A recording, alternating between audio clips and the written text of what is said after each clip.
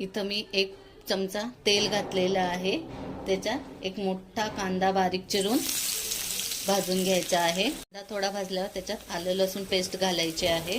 कांदा भाजला की त्याच्यात हे घरचं लाल तिखट आहे, हळद, मीठ आणि गरम मसाला हे घालून परतून घ्यायचं आहे. त्यासाठी थोडंसं पाणी घालायचं आहे.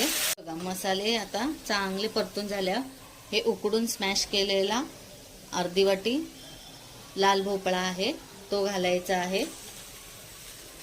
परतून झाल्यावर 2 चमचे शेंगदाण्याचं कूट टाकायचं आहे, थोडासा भरडा आणि कोथिंबीर घालायची आहे. हे बघा हे रेडी झालं लाल भोपळ्याचं भरीत.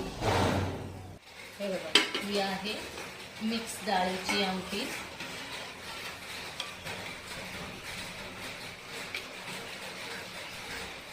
आहे ज्वारीची भाकरी, पांढरा भात. हे आहे भोपळ्याचं भरीत. हे बघा गरम थोडंसं दही मिक्स करून खायचं आहे.